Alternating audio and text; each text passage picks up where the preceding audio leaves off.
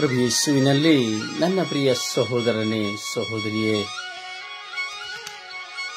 ದೇವರ ಮಾಧುರ್ಯವಾದಂತಹ, ದೇವರ ಪರಿಶುದ್ಧವಾದಂತಹ ಈ ಸುಂದರವಾದ ಸಮಯ, ದೇವರ ವಾಕ್ಯವು ನಿನ್ನನ್ನು ಆಕರ್ಷಿಸುವ ಸಮಯ.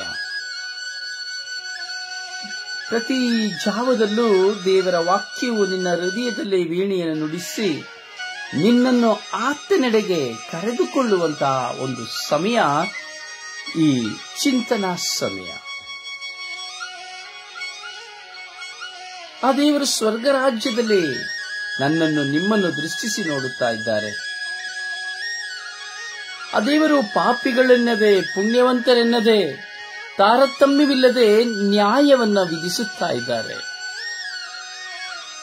ಒಂದನ್ನು ಸಹೋದರ ಸಹೋದರಿ, ಒಂದು ಕ್ಷಣ ಚಿಂತಿಸು. ಈ ಬೆಳಗಿನ ಜಾವ ಒಂದೇ ಒಂದು ಕ್ಷಣ ಚಿಂತಿಸು. ನೀನು ಇಂದು ಈ ಕ್ಷಣ ಮರಣ ಹೊಂದುವುದಾದರೆ ನೀ ಹೋಗುವುದೆಲ್ಲಿಗೆ?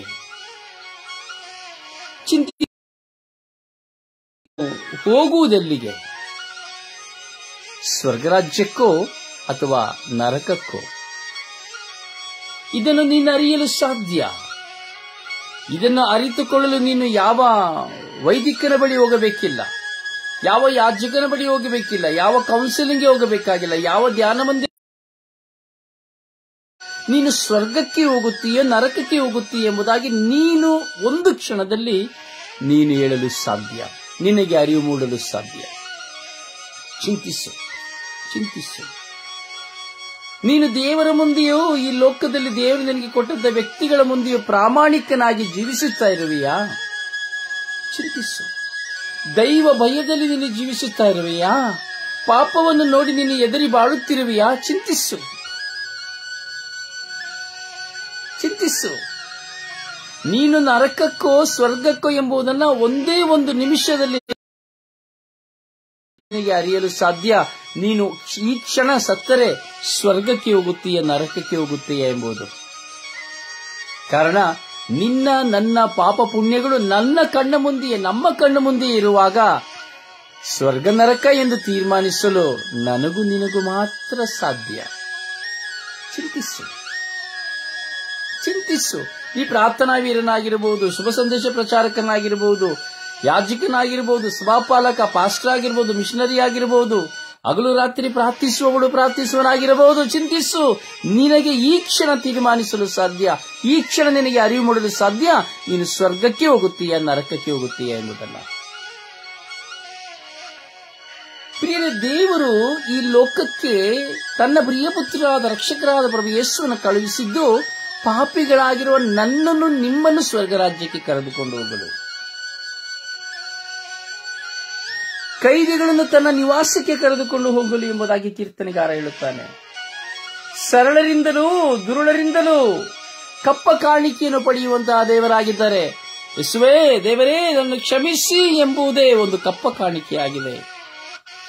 ಹೌದು, ರಾಜರುಗಳನ್ನ ನಾವು ನೋಡುತ್ತೇವೆ. ಯುದ್ಧಕ್ಕೆ ಹೋಗುವುದಕ್ಕೆ ಮುಂಚಿತವಾಗಿ ತಮ್ಮ ಕುದುರೆಗಳನ್ನ ಕಳುಹಿಸುತ್ತಾ ಇದ್ದರು.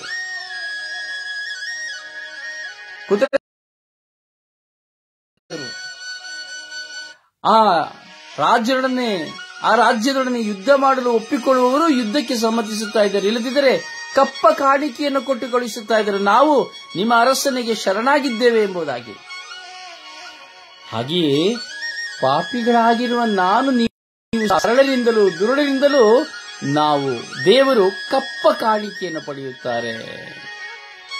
ಹೌದು ಪ್ರಿಯರೇ, ನಾನು ದೇವರ ಮುಂದೆ ಶರಣಾಗುವಾಗ, ನೀನು ದೇವರ ಮುಂದೆ ಶರಣಾಗುವಾಗ, ನಿನ್ನ ದೇವರಿಗೆ ನಿನ್ನ ಪಾಪವನ್ನು ಕಪ್ಪ ಕಾಣಿಕೆಯಾಗಿ ಸಮರ್ಪಿಸುವಾಗ ನೀ ಉನ್ನತ ಲೋಕದಲ್ಲಿ ಆ ದೇವರೊಡನೆ ವಾಸ ಮಾಡುವೆ. ನೀನು ದುರುಳನಾಗಬಹುದು ಅಥವಾ ಸರಳನಾಗಬಹುದು, ಪಾಪಿಯಾಗಬಹುದು, ಕಳ್ಳನಾಗಬಹುದು, ವ್ಯಭಿಚಾರಿಯಾಗಬಹುದು, ಯಾವ ವಿಧದ ಪಾಪಕ್ಕೆ ನೀನು ಕಾರಣನಾಗಿರಬಹುದು. ನಿನ್ನ ದೇವರ ಮುಂದೆ ನಾನು ಅಥವಾ ನೀವು ಶರಣಾಗುವುದೇ ಆದರೆ ಸ್ವರ್ಗರಾಜ್ಯ ನಿನ್ನದಾಗುವುದು. ಪ್ರಿಯ ಸಹೋದರನೇ ಸಹೋದರಿಯೇ, ನೀ ಸ್ವರ್ಗ ರಾಜ್ಯದಲ್ಲಿ ಬಾಳಲು ಯೋಗ್ಯನು ಆಗುವೆ. ಅದಕ್ಕೆ ಕೀರ್ತನೆಗಾರ 68ನೇ ಅಧ್ಯಾಯದಲ್ಲಿ 18ನೇ ವಚನದಲ್ಲಿ ಹೇಳುತ್ತಾನೆ, ಹೇ ದೇವಾ, ಹೇ ಪ್ರಭು, ನೀನೇರಿದೆ ಉನ್ನತ ಶಿಖರಕ್ಕೆ, ಕರೆದೊಯ್ದೆ ಕೈದಿಗಳನೇಕರನ್ನು ನಿನ್ನ ನಿವಾಸಕ್ಕೆ, ಸರಳರಿಂದಲೂ ದುರುಳರಿಂದಲೂ ಪಡೆದ ಕಪ್ಪ ಕಾಣಿಕೆ, ದೇವರಾದ ಪ್ರಭುವೇ ಅಲ್ಲೇ ನೀ ವಾಸಿಸುವೆ ಎಂಬುದಾಗಿ. ಹೌದು ಪ್ರಿಯರೇ, ಹೇ ದೇವಾ, ಹೇ ಪ್ರಭು, ನೀನೇರಿದೆ ಉನ್ನತ ಶಿಖರಕ್ಕೆ, ಕರೆದೊಯ್ದೆ ಕೈದಿಗಳನೇಕರನ್ನು ನಿನ್ನ ನಿವಾಸಕ್ಕೆ, ಸರಳರಿಂದಲೂ ದುರುಳರಿಂದಲೂ ಪಡೆದ ಕಪ್ಪ ಕಾಣಿಕೆ, ದೇವರಾದ ಪ್ರಭುವೇ ಅಲ್ಲಿ ನೀ ವಾಸಿಸುವೆ. ಪ್ರಭುವಿನ ವಾಕ್ಯ.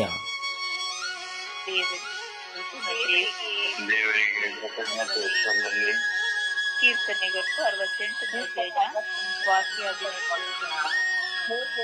ಹೇ ಪ್ರಭು, ನೀನೇರಿದೆ ಉನ್ನತ ಶಿಖರಕ್ಕೆ, ಕರೆದೊಯ್ದೆ ಕೈದಿಗಳ ಅನೇಕರನ್ನು ನಿನ್ನ ನಿವಾಸಕ್ಕೆ, ಸರಳರಿಂದಲೂ ದುರುಳರಿಂದಲೂ ಪಡೆದೆ ಕಪ್ಪ ಕಾಣಿಕೆ, ದೇವರಾದ ಪ್ರಭುವೇ ಅಲ್ಲೇ ನೀ ವಾಸಿಸುವೆ. ಪ್ರಭುವಿನ ವಾಕ್ಯ. ದೇವರಿಗೆ ಕೃತಜ್ಞತೆ ಸಲ್ಲಲಿ. ಕೀರ್ತನೆ 68ನೇ ಅಧ್ಯಾಯ ವಾಕ್ಯ 18. ಹೇ ದೇವ, ಹೇ ಪ್ರಭು, ನೀನೇರಿದೆ ಉನ್ನತ ಶಿಖರಕ್ಕೆ, ಕರೆದೊಯ್ದೆ ಕೈದಿಗಳ ಅನೇಕರನ್ನು ನಿನ್ನ ನಿವಾಸಕ್ಕೆ, ಸರಳದಿಂದಲೂ ದುರುಳರಿಂದಲೂ ಪಡೆದೆ ಕಪ್ಪ ಕಾಣಿಕೆ, ದೇವರಾದ ಪ್ರಭುವೇ ಅಲ್ಲೇ ನೀ ವಾಸಿಸುವೆ. ಪ್ರಭುವಿನ ವಾಕ್ಯ. ದೇವರಿಗೆ ಕೃತಜ್ಞತೆ ಸಲ್ಲಲಿ. ಕೀರ್ತನೆಗಳು 68ನೇ ವಾಕ್ಯ 18. ಹೇ ದೇವ, ಹೇ ಪ್ರಭು, ನೀನೇರಿದೆ ಉನ್ನತ ಶಿಖರಕ್ಕೆ, ಕರೆದೊಯ್ದೆ ಕೈದಿಗಳ ಅನೇಕರನ್ನು ನಿವಾಸಕ್ಕೆ, ಸರಳದಿಂದಲೂ ದುರುಳರಿಂದಲೂ ಪಡೆದ ಕಪ್ಪ ಕಾಣಿಕೆ, ದೇವರಾದ ಪ್ರಭುವೇ ಅಲ್ಲೇ ನೀ ವಾಸಿಸುವೆ. ಪ್ರಭುವಿನ ವಾಕ್ಯ. ದೇವರಿಗೆ ಕೃತಜ್ಞತೆ ಸಲ್ಲಲಿ. ಅಪ್ಪ ತಂದೆಯೇ, ಸ್ತೋತ್ರ ರಾಜ, ವಂದನೆಗಳ ರಾಜ. ಈ ಸುಮಧುರವಾದ ಸುಂದರ ಬೆಳಗಿನ ಜಾವದಲ್ಲಿ ನಿನ್ನ ವಾಕ್ಯಗಳ ನಿಮಿತ್ತವಾಗಿ ನಾವು ಚಿಂತಿಸುವಂತೆ ಸ್ವಾಮಿ, ಸತ್ಯಗಳನ್ನು ಚಿಂತಿಸುವಂತೆ, ಸ್ವರ್ಗ ನರಕಗಳನ್ನು ಚಿಂತಿಸುವಂತೆ, ಪಾಪ ಪುಣ್ಯಗಳನ್ನು ಚಿಂತಿಸುವಂತೆ ಮಾಡಿದ್ದೀರಿ ರಾಜ. ಇಗೂ ನಿನ್ನ ಮಕ್ಕಳಾಗಿರೋ ನಮ್ಮೆಲ್ಲರ ಮೇಲೆ ಕರುಣೆ ತೋರಿರಿ ರಾಜ. ನಿಮ್ಮ ಪವಿತ್ರ ಪ್ರಸನ್ನತೆಯಿಂದ ನಮ್ಮನ್ನು ನೋಡಿರಿ ರಾಜ, ಅಭಿಷೇಕಿಸಿರಿ ರಾಜ.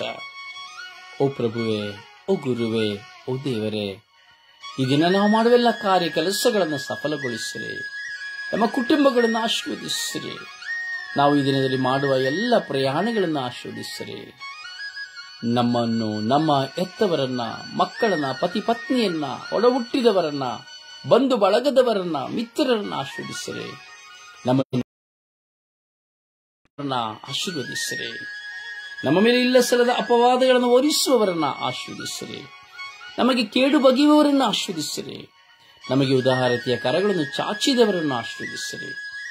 ನಿಮ್ಮ ಪರಿಶುದ್ಧವಾದ ಉನ್ನತ ಕರಗಳಿಗೆ, ನಿಮ್ಮ ಉನ್ನತವಾದ ವಾಕ್ಯಕ್ಕೆ ಸಮರ್ಪಿಸಿಕೊಳ್ಳುತ್ತಾ ಪಿತ, ಸುತ ಮತ್ತು ಪವಿತ್ರಾತ್ಮರ ನಾಮದಲ್ಲಿ ಪ್ರಾರ್ಥಿಸಿದ್ದೇವೆ ಜೀವನದ ತಂದೆಯೇ.